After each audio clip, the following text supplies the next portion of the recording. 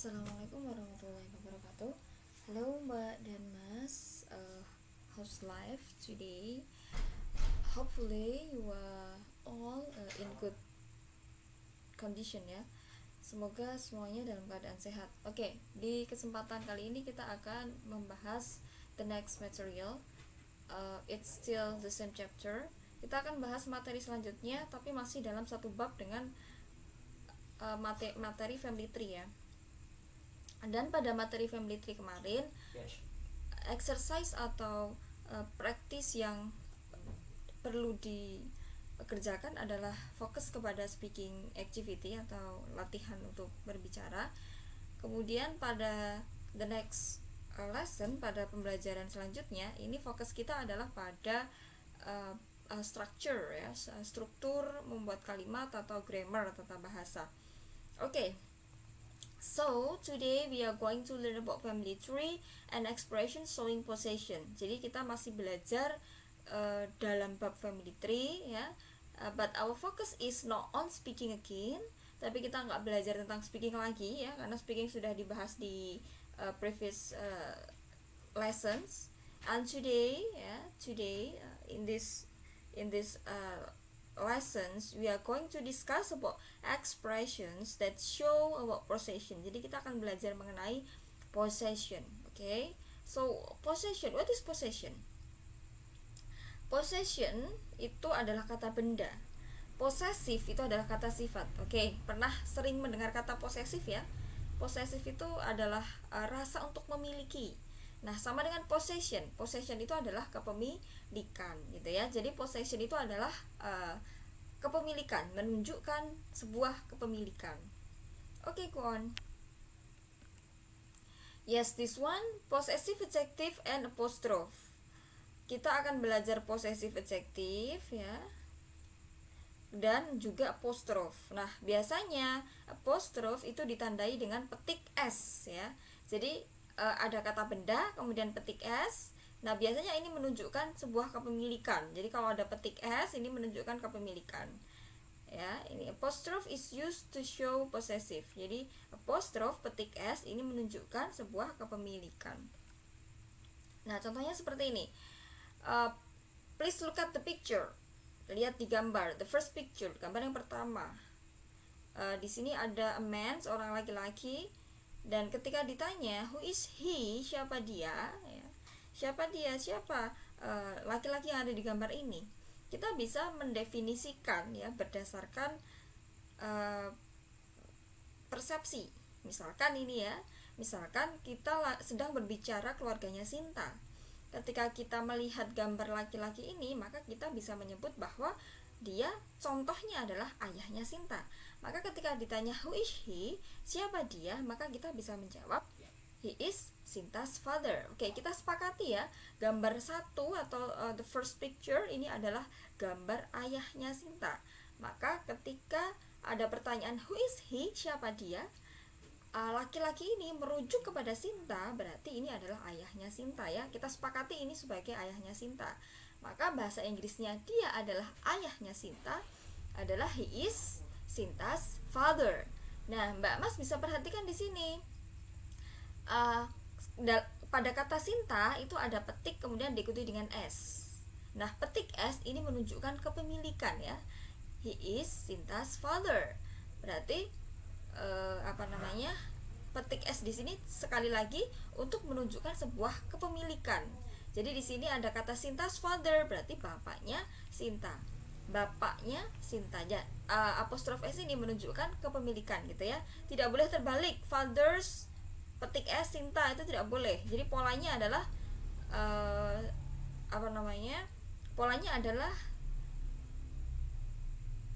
yang memiliki dulu. Ini kan ayah ya. Ayahnya siapa? Sinta. Nah, berarti yang memiliki adalah Sinta, maka yang diberi apostrof atau petik S itu adalah yang memiliki gitu ya. Tidak boleh terbalik. Paham ya? Oke, sekali lagi kita sepakati bahwa gambar satu yang ada di sini ini adalah ayahnya Sinta. Maka ketika ada sebuah pertanyaan who is he, siapa dia, maka kita bisa menjawab dia adalah ayahnya Sinta. Bahasa Inggrisnya adalah he is Sinta's father. Ingat, yang diberi apostrof s itu adalah subjek yang memiliki gitu ya. Jadi yang memiliki itu yang diberikan apostrof s ya, jangan sampai terbalik. Kemudian the next picture, the second picture, gambar yang kedua ini kita ibaratkan sebagai ibunya Sinta. Nah, ketika ditanya who is she, siapa dia? Dia di sini she, di sini adalah merujuk pada dia perempuan ya. Maka kita bisa menjawab she is Sinta's mother. Dia adalah ibunya Sinta. Nah, sekali lagi apostrof s-nya ini adalah berposisi di pada kata Sinta ya, karena yang memiliki atau subjek yang memiliki itu adalah Sinta. Maka yang diberi apostrof s adalah pada kata Sinta ya. Jadi jangan terbalik, jangan sampai terbalik. Next, nah di sini ada gambar the third picture, gambar yang ketiga, ada seorang laki-laki. Kalau tadi di the previous slide, di slide sebelumnya itu ada laki dan perempuan. Kita ibaratkan tadi yang laki-laki adalah ayahnya Sinta, kemudian yang perempuan adalah ibunya Sinta. Nah, pada slide selanjutnya ini ada dua gambar lagi, a man and a girl ya, ada seorang laki-laki dan juga seorang perempuan. Maka kita ibaratkan ini adalah saudara laki-laki dan saudara perempuannya Sinta. Mari kita coba untuk deskripsikan pada gambar yang ketiga atau the third picture. Nah, ketika kita ditanya ya, who is he, siapa dia, kita sepakati bahwa dia adalah saudara laki-lakinya Sinta. Saudara laki-laki bahasa Inggrisnya adalah brother. Maka untuk menjawab pertanyaan who is he, siapa dia, maka kita bisa menjawab dengan kalimat he is Sinta's brother. He is Sinta's brother. Dia adalah saudara perempuannya Sinta ya. Dia adalah saudara laki-lakinya Sinta gitu ya. Dan ingat apostrof s-nya ini terletak setelah kata Sinta. Apostrof s-nya ini terletak pada kata Sinta. Ini menunjukkan bahwa yang memiliki adalah Sinta. Jadi kita meletakkan apostrof s itu adalah pada subjek yang memiliki gitu ya. Jadi di sini ada kata brother, itu adalah saudara laki-laki. Nah, brothernya siapa? Saudara laki-lakinya siapa? Oh, saudara laki-lakinya Sinta. Maka yang kita beri apostrof s adalah pada kata Sinta. Gitu ya, bisa dipahami ya. Selanjutnya pada the next picture. Nah, di sini ada a girl, ada seorang perempuan, dan kita sepakati bahwa perempuan ini adalah sebagai saudara perempuannya Sinta. Nah, maka ketika ditanya ya, who is she, siapa dia, maka kita bisa menjawab bahwa she is Sinta's sister. Dia adalah saudara perempuannya Sinta. Nah, she is Sinta's sister. Dia adalah saudara perempuannya Sinta. Ingat sekali lagi yang diberikan apostrof s adalah pada kata Sinta, karena Sinta ini adalah subjek yang memiliki gitu ya. Oke, sampai di sini paham? Oke, sekarang kita ke pronoun. Pronoun ini adalah kata ganti.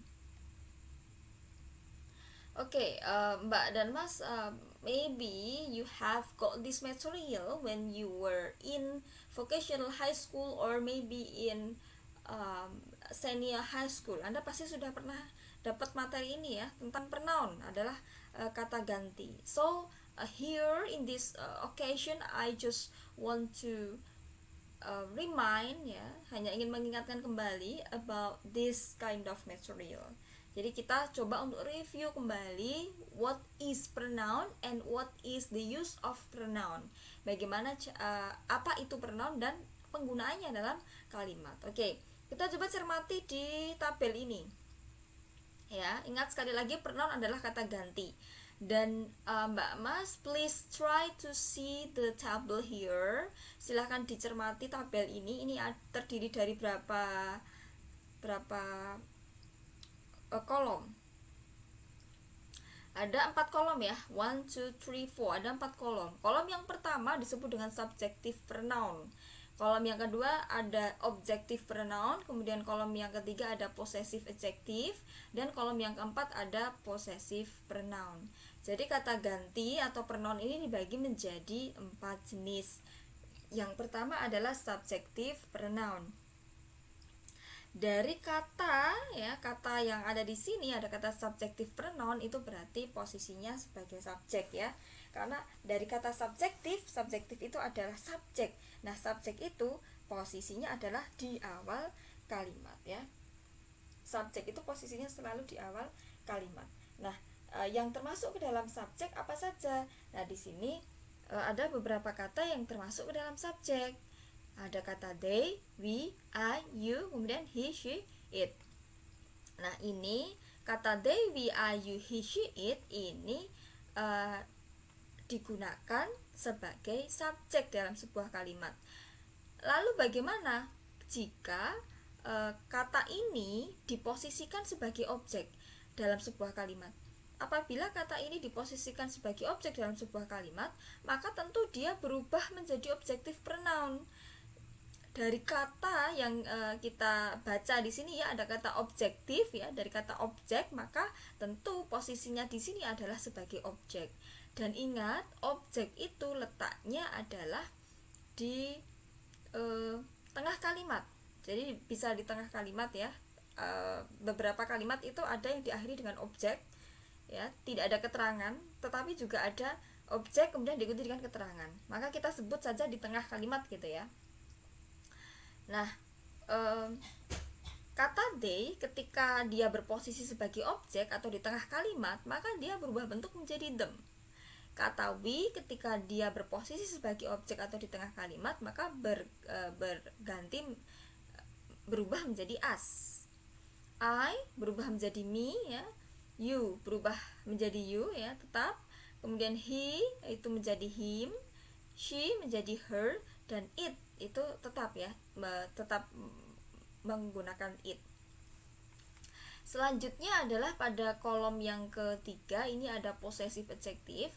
Possessive adjective kalau dari namanya di sini ada kata possessive kepemilikan, kemudian adjective kata sifat. Nah, berarti ini menunjukkan ada kata sifat, kemudian kata sifat yang menunjukkan kepemilikan. Dan polanya adalah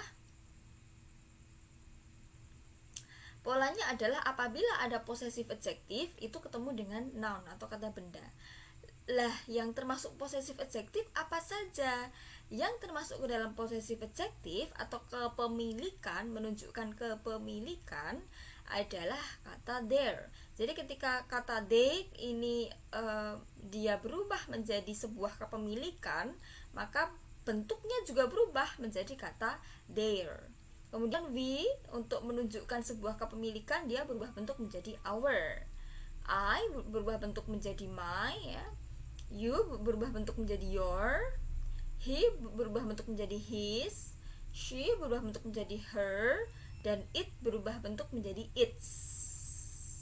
Polanya seperti apa? Polanya adalah apabila ada possessive adjective. Possessive adjective itu yang mana? Ini loh, yang dari kata there sampai its ya. Apabila ada kata there sampai its ini ketemu dengan kata benda gitu ya. Contohnya misalkan seperti their book, their books, buku-buku mereka atau buku mereka, berarti buku milik mereka. Nah, possessive adjective ini menunjukkan kepemilikan gitu ya. Ada kata their books, berarti buku-buku milik mereka. Nah, berarti kan buku milik mereka, ini menunjukkan sebuah kepemilikan. Kemudian pada kolom yang keempat ini ada possessive pronoun. Possessive pronoun ini juga menunjukkan kepemilikan gitu ya. Tetapi bedanya apa? Possessive adjective ya, perbedaan antara possessive adjective dengan possessive pronoun itu kalau possessive adjective itu letaknya bisa di awal kalimat sebagai subjek atau bisa di tengah kalimat sebagai objek. Dan polanya harus selalu possessive adjective ini ya, dari kata there, our, my, your, his, her, its ini selalu ketemu dengan kata benda. Sedangkan possessive pronoun itu posisinya selalu di akhir kalimat. Nah, dan ini menunjukkan sebuah kepemilikan. Misal kata they, mereka, ini bentuk possessive pronounnya adalah kata theirs. Dan biasanya kata theirs ini selalu di akhir kalimat. Misalkan the books are theirs, buku-buku ini adalah milik mereka. Nah, seperti itu biasanya di akhir kalimat, dan itu menunjukkan sebuah kepemilikan. Ingat ya, Kalau PA atau possessive adjective itu bisa di awal kalimat sebagai subjek atau bisa di tengah sebagai objek. Sedangkan possessive pronoun itu posisinya selalu di akhir kalimat. Dan kata they apabila berposisi sebagai possessive adjective, maka dia bentuknya adalah theirs. Kemudian we, kita, apabila bentuknya adalah possessive pronoun, maka berbentuk ours ya. Fungsinya sebagai possessive pronoun, maka bentuknya adalah ours, kita. I apabila berfungsi sebagai possessive pronoun, maka bentuknya menjadi mine. You apabila berfungsi sebagai possessive pronoun, maka bentuknya menjadi yours. Kemudian he apabila berfungsi sebagai possessive pronoun, maka bentuknya menjadi his. Dan seterusnya ya, she, kemudian she ini sebagai subjek apabila berfungsi sebagai possessive pronoun, maka berbentuk menjadi hers, kepemilikan, dia perempuan. Kemudian it juga sama, ketika subjeknya adalah it, bentuk objeknya juga it, kemudian bentuk possessive pronounnya adalah its. Ini menunjukkan kepemilikan gitu. Nah, supaya lebih paham, sekarang kita langsung lanjut ke contoh kalimat. Nah, di slide selanjutnya ini ada contoh kalimat. Yang pertama kita akan bahas dulu. Yang pertama adalah subjective pronoun. Ingat, di sini ada kata subjek, berarti posisinya sebagai subjek dalam kalimat. Jika berposisi sebagai subjek dalam kalimat, maka otomatis dia letaknya di awal kalimat. Karena subjek itu letaknya selalu di awal kalimat ya. Contohnya nih, ada kata he. Saya mengambil contoh kata he. Kemudian saya buat ke dalam kalimat. Contohnya adalah seperti ini. He operates the computer. Dia mengoperasikan komputer. Kata he di sini adalah subjective pronoun. Kenapa subjective pronoun? Karena dia posisinya di awal kalimat sebagai subjek. Kemudian the next. Pronoun tadi konsepnya pronoun adalah kata ganti. Berarti ketika ada sebuah kalimat mengatakan he operates the computer, atau kita mengucapkan sebuah kalimat he operates the computer, otomatis dia mengoperasikan komputer, otomatis dia ini adalah kata ganti. Kata ganti siapa? Dia laki-laki. Nah, dia laki-laki ini merujuk kepada siapa gitu kan? Misalkan dia Bagas misalkan, atau dia Alex misalkan. Nah, jadi kata he di sini ini adalah sebagai kata ganti. Kata ganti dari siapa? Dari subjek yang kita maksud. Misalkan bisa Bagas, bisa Alex, bisa yang lainnya gitu ya. Jadi he ini adalah sebagai kata ganti. Kemudian the next sentence, they are my classmate. Mereka adalah teman-teman sekelasku. Kata they ini di awal kalimat ya, bentuknya juga they ini adalah sebagai subjek ya.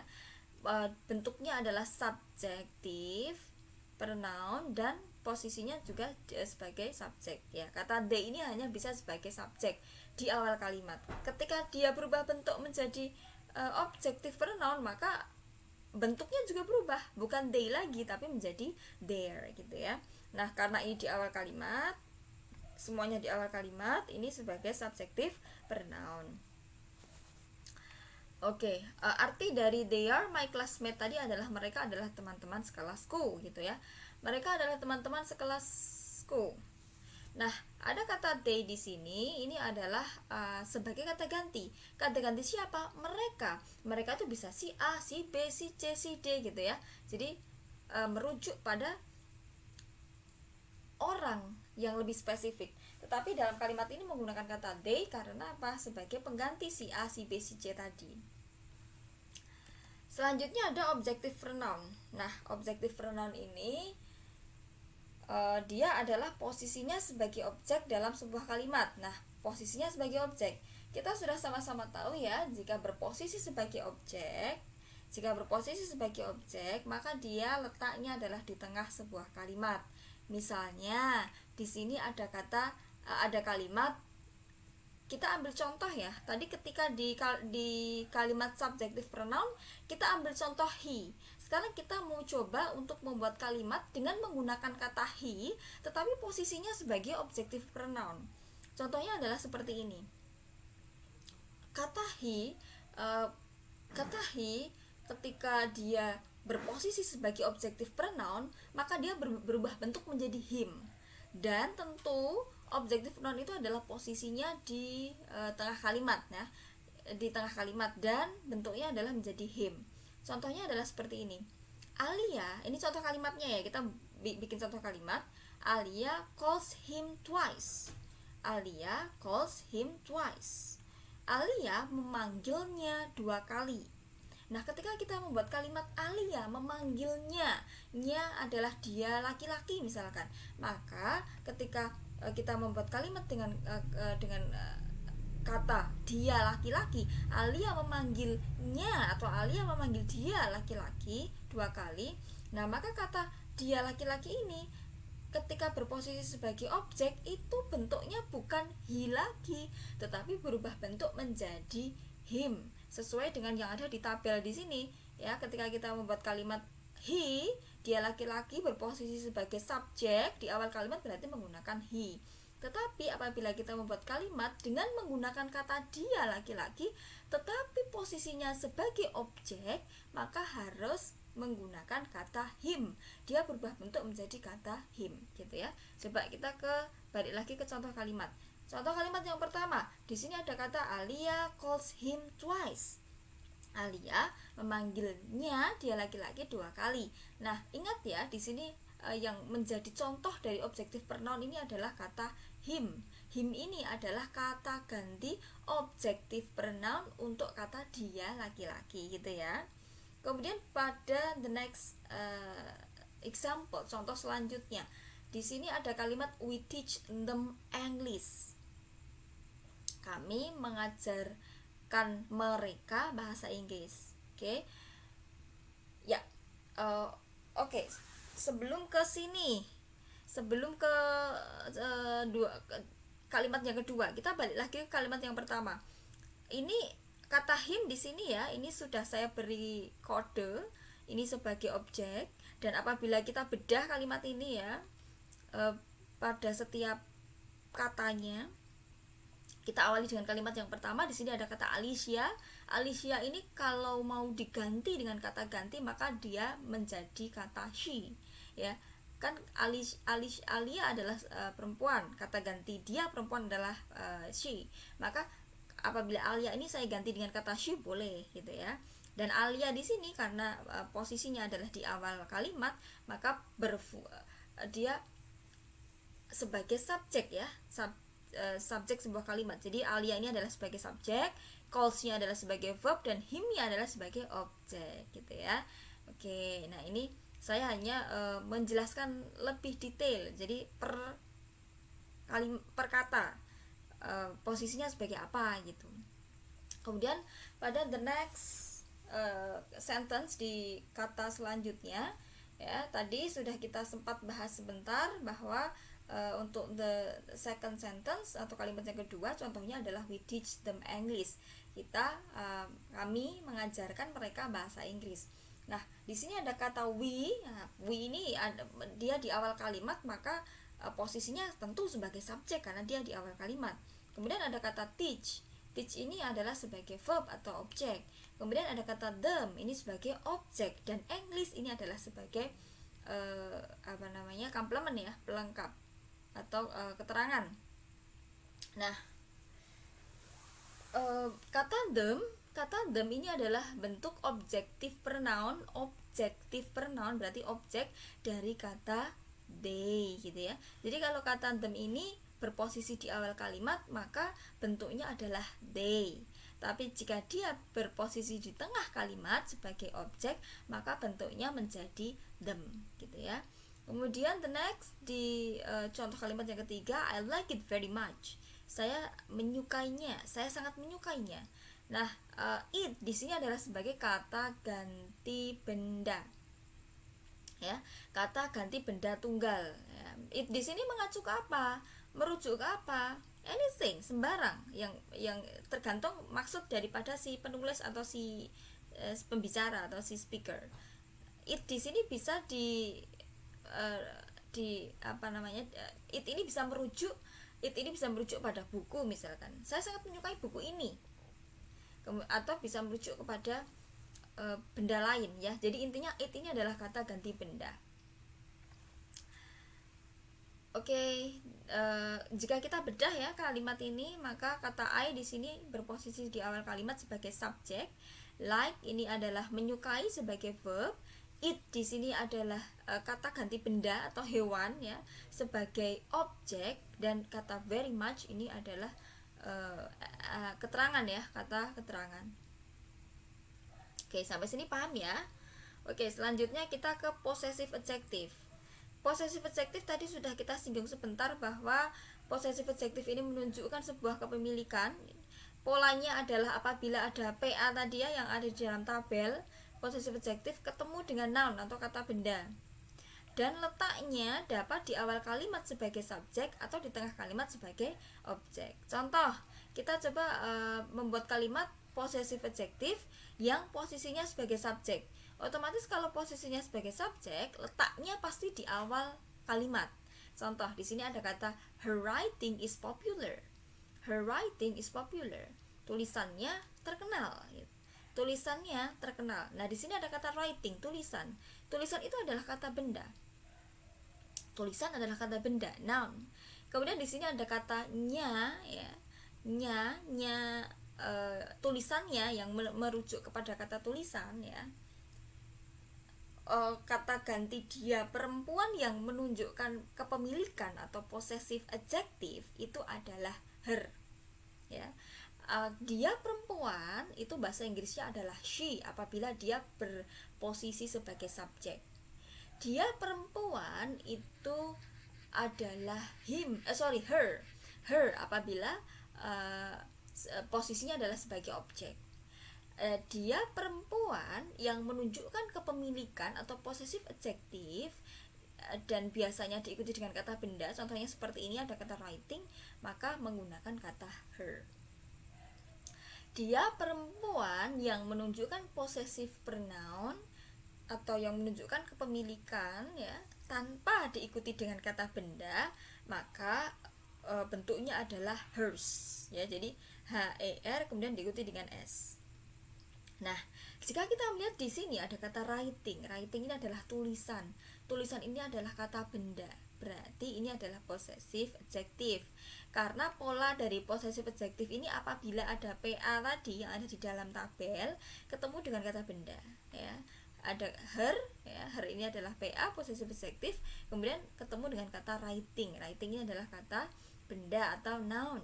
Nah, maka ini adalah possessive adjective yang posisinya di awal kalimat sebagai subjek gitu ya. Nah, kemudian diikuti dengan kata is, ini to be, diikuti dengan kata popular, ini adalah adjektif atau kata sifat. Namun yang jadi acuan di sini yang kita pelajari adalah kata her writing ini. Nah, kata her writing ini adalah sebagai possessive adjective ya. Kepemilikan yang posisinya atau letaknya di awal kalimat sebagai subjek gitu ya. Contoh lagi, possessive adjective yang sebagai objek. Jadi possessive adjective yang sebagai objek. Berarti kalau sebagai objek letaknya tentu di tengah kalimat ya. Misalkan seperti kata ini, we understand your explanation. Kami memahami penjelasanmu. Nah, otomatis dia letaknya sudah di akhir ya atau di tengah kalimat. Nah, maka dia adalah possessive adjective yang berfungsi sebagai objek karena dia letaknya di tengah atau di akhir kalimat. Nah, di sini ada kata your ini adalah menunjukkan kepemilikan atau possessive adjective, namun wajib diikuti kata benda. Di sini ada kata explanation yang mengikuti. Ada kata explanation ya yang mengikuti kata your, ini adalah explanation. Artinya adalah penjelasan. Nah, penjelasan ini adalah kata benda atau noun. Selanjutnya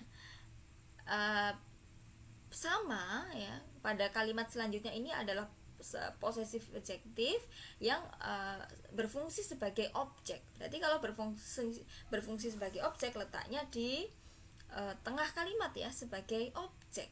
Contoh, di sini ada kalimat a bear can protect its child well. Sebuah beruang ya, dapat melindungi anaknya dengan baik. Nah, a appear ini sebagai subjek ya, kemudian protect-nya, melindunginya adalah sebagai verb, kemudian its child, its ini adalah possessive adjective, kemudian ketemu dengan kata child. Child ini adalah kata benda. Nah, berarti apabila ada possessive adjective ketemu dengan kata benda, ya sudah, dia berarti possessive adjective. Dan kita lihat letaknya di mana ini? Letaknya di tengah sebuah kalimat. Maka dia adalah sebuah possessive adjective yang berfungsi sebagai objek gitu ya. Kemudian di sini ada kata well ini adalah sebagai keterangan waktu gitu ya. Oke, selanjutnya adalah possessive pronoun. Nah, possessive pronoun ini sama dengan possessive adjective, dia untuk menunjukkan sebuah kepemilikan. Hanya saja kalau possessive adjective tadi menunjukkan sebuah kepemilikan yang polanya harus diikuti dengan kata benda, tetapi kalau possessive pronoun ini sebuah kepemilikan, menunjukkan kepemilikan yang tidak harus diikuti kata benda. Jadi tidak diikuti dengan kata benda dan posisinya selalu di akhir kalimat. Kalau possessive adjective tadi adalah sebuah kepemilikan yang polanya harus diikuti dengan kata benda atau noun, dan posisinya bisa di awal kalimat sebagai subjek atau di tengah kalimat sebagai objek. Sedangkan possessive pronoun ini, Mbak dan Mas, possessive pronoun ini adalah yang menunjukkan kepemilikan. Jadi kata ganti yang menunjukkan kepemilikan dan polanya tidak diikuti dengan kata benda, dan juga posisinya selalu di akhir kalimat. Contoh, di sini ada kata contoh di sini ada kalimat the book is mine. The book is mine. Buku ini adalah milikku. Mine adalah milikku. Nah, biasanya kata mine ini menunjukkan possessive pronoun dan letaknya selalu di akhir kalimat, menunjukkan kepemilikan. Buku ini milikku, selesai. Kemudian pada kalimat selanjutnya, these books belong yours. Buku-buku ini adalah milikmu. Nah, berarti menunjukkan bahwa buku-buku ini adalah milikmu gitu ya. Jadi menunjukkan sebuah kepemilikan. Dan biasanya possessive pronoun yang ada di tabel di slide sebelumnya tadi ini posisinya selalu di akhir kalimat, dan setelah possessive pronoun itu tidak diikuti dengan kata benda gitu ya. Paham ya perbedaannya dan paham posisinya ya untuk penggunaan pronoun atau kata ganti. Oke. Ya. Jika sudah paham, kita langsung lanjut kepada exercise atau practice. Silakan Mbak dan Mas nanti dibuka BPK-nya bagian apostrophe and pronoun ya. Di situ ada practice yang harus dikerjakan. Nah, nih di sini perintahnya adalah answer these questions based on the pictures which are shown by the teacher. Jadi menjawab pertanyaan berdasarkan dari gambar yang ada di dalam BPK. Ini ada contoh silsilah keluarga. Ini adalah silsilah keluarganya Lina's family, keluarganya Lina. Nah, dalam praktis ini yang pertama adalah praktis apostrophe ya, penggunaan apostrophe atau yang menunjukkan kepemilikan tadi yang menggunakan petik S. Nah, kita disuruh menjawab pertanyaan yang ada dalam praktis ya, dalam BPK. Contoh pertanyaan pertama adalah who is he? Siapa dia laki-laki? Berarti kita coba cek ke gambarnya, merujuk di sini. Di sini ada berapa gambar laki-laki? Ada 1 ya, 2, 3, 4. Berarti kita deskripsikan semuanya. Misalkan kita ibaratkan ini kan merujuk kepada keluarganya Lina. Kita ibaratkan ini yang paling tua ini adalah sebagai kakeknya Lina. Kemudian laki-laki yang paling tua ini kakeknya Lina ya. Kemudian yang di sini laki-laki yang lebih muda ini adalah ayahnya Lina. Yang lebih muda lagi ini adalah saudara laki-lakinya Lina. Kemudian yang ada di sini adalah misalkan ini pamannya Lina. Nah, kita bisa deskripsikan seperti itu. Jadi laki-laki yang ada di dalam gambar ini semuanya dideskripsikan. Monggo silahkan. Misalkan yang paling tua adalah kakeknya, kemudian yang lebih muda ayahnya, yang paling muda adalah saudara laki-lakinya, kemudian di sini pamannya atau kakaknya boleh. Jadi Mbak dan Mas boleh mendeskripsikan ya berdasarkan persepsi dari keluarga Lina. Yang penting semuanya ini dideskripsikan gitu ya. Berarti kalau merujuk pada soal nomor 1, ketika ditanya who is he, siapa dia, otomatis kemungkinan jawabannya ada berapa ini? Ada 1, 2, 3, 4. Ini saya ibaratkan yang laki-laki paling tua, dia laki-laki ini adalah kakeknya Lina. Kemudian yang lebih muda, dia laki-laki ini adalah ayahnya Lina. Kemudian yang paling muda ini adalah dia laki-laki, saudara laki-lakinya Lina. Kemudian yang ini ya, yang paling akhir ini saya ibaratkan sebagai pamannya Lina. Maka ketika ya di kalimat pertama, di soal yang pertama maksudnya, di soal yang pertama itu ada kata who is he, siapa dia, berarti siapa dia laki-laki, maka kemungkinan jawabannya ada 4. Kemungkinan jawabannya ada 4 berdasarkan pada gambar ini kan. Ada 1, 2, 3, 4. Ada 4 gambar. Maka kita bisa deskripsikan ke dalam 4 gambar. Oke, nah ini jawabannya kurang tepat, kita revisi ya. Berarti contohnya yang pertama tadi adalah he is Lina's grandfather. Nah, kakeknya Lina.